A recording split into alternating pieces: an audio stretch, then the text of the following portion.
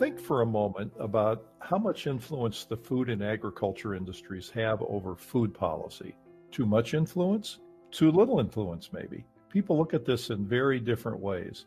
One thoughtful voice in this discussion is today's guest, Gary Sachs, a person who has written extensively on corporate influence on food policy. He has considered corporate control of the food system, running the gamut from global brand consolidation to lobbying and direct involvement in policymaking to actual litigation against country governments seeking to curb corporate influence.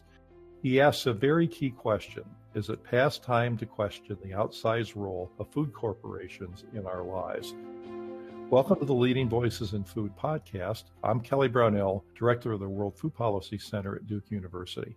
Dr. Gary Sachs is Associate Professor at the Global Obesity Center at Deakin University in Australia. His research focuses on policies for improving population diets and preventing obesity, and he has co-authored international food policy reports such as the Lancet Commission on Obesity and several reports for the World Health Organization on obesity prevention.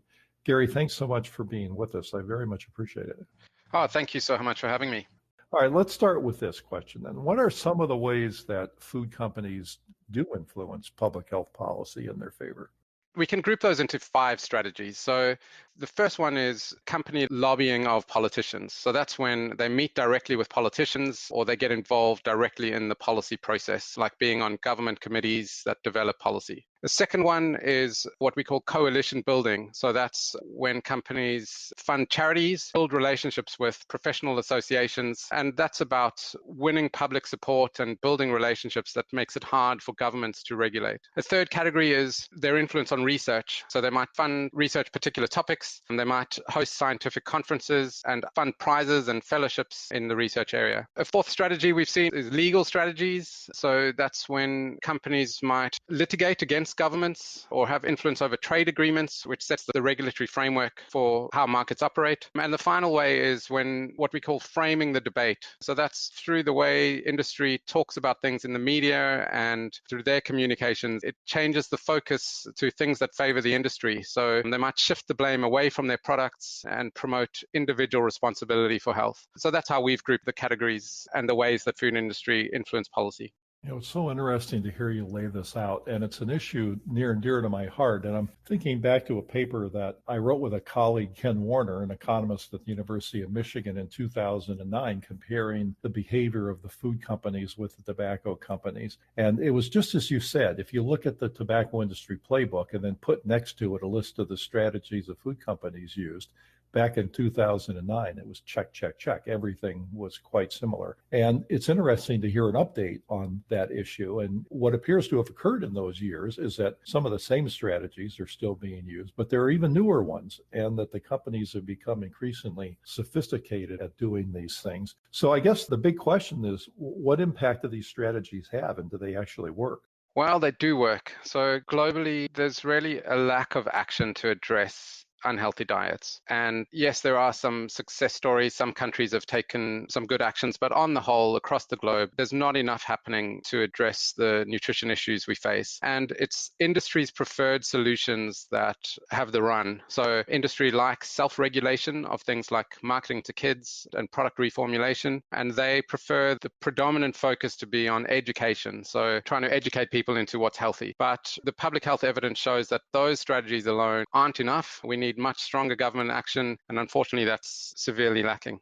Very consistent with the way I've seen things too, because there are case after case of industry fighting off needed government actions, stalling things, planting doubt with respect to the science, and taking all these actions that you mentioned that really are having a big impact. And it's not surprising. Government generally doesn't invest money in an unwise way, and they're spending, as you said, billions of dollars doing this kind of thing. It obviously is having an impact, and I'm glad that you could point out how. So what can be done about this? So there are a range of strategies that governments and researchers and health organizations can use to limit the influence of industry. So a clear one is to limit industry involvement in policy making. And so that's when governments are developing policy, they need to keep industry off the table. So while there could be a role to consult with industry about how to implement a policy, they need to get out the policy table, leave that to the public health experts and the policymakers. A second way is much clearer disclosure of lobbying activities and things like political donations, ideally with some limits on corporate political donations. Some countries have actually really good disclosure laws, but many countries, lobbying is not transparent at all. A third way would be independent funding of research so that researchers don't need to take money from food industries, and universities and research institutions to have better conflict of interest policies. And that's just some of the ways, but really the conflict of interest needs to be front and center of both policymakers, researchers, and even media organizations. Thanks. Those are really, I think, innovative ideas. And let me talk about one of them in just a little bit more detail. You mentioned that the food industry shouldn't be at the table when these policy decisions are being made. Now, I know the food industry says, well, wait, we're a stakeholder here, and you'd like to have stakeholder involvement when you're making decisions. And also, we happen to know a lot about the issues. But they also very often will claim that disclosure is the solution here. As long as we're transparent about who's on these committees and who might have industry ties and things like that, we're okay. Do you think that disclosure is anywhere near a meaningful solution? No, I don't. I think disclosure is a start, but actual management of conflict of interest and the risks associated with that needs much more than disclosure. So as I said, if there's a policy getting developed that is really about regulating harmful products, it's a clear conflict of interest to have the makers of those products at the table. And so stronger steps need to be taken to manage those risks.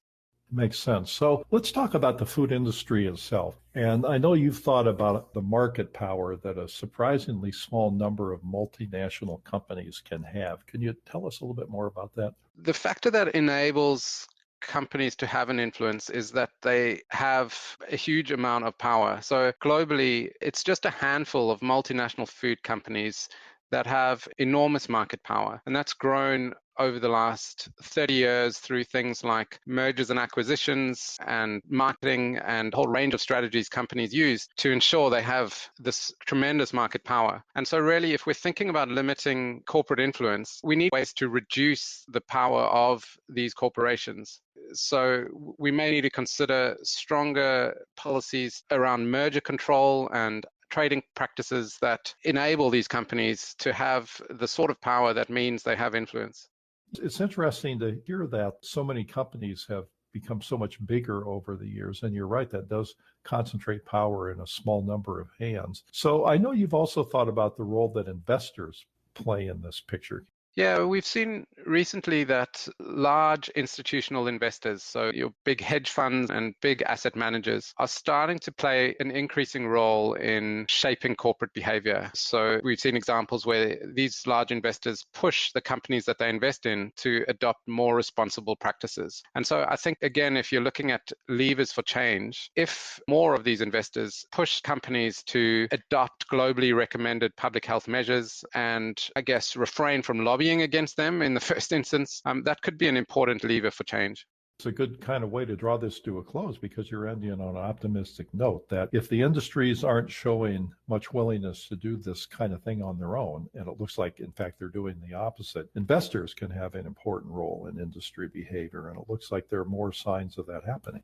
We are seeing investors focus on things like the Sustainable Development Goals and really taking a long-term view to what kind of behavior we want companies to have. And I think if those investors take up the challenge of trying to address nutrition issues and engage with companies to push them to take recommended global actions, then we may see some improvements. So Gary, I'm really grateful that you joined us today because this is an issue of enormous importance because so many people are being affected by whether these policies exist or not, and those in turn are being driven at least in part by food industry behavior. And there are a lot of people in the field and in advocacy groups that talk about this. You actually document it, and you've done a very good job of bringing this to the fore and publishing very thoughtful and thorough papers. So I'm grateful for your work and very grateful that you could join us today. Thanks so much. Thank you. So our guest today has been Dr. Gary Sachs from the Global Obesity Center at Deakin University in Australia.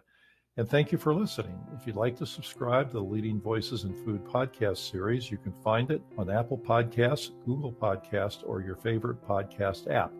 Podcasts and transcripts are also available on the website of the Duke World Food Policy Center. This is Kelly Brownell.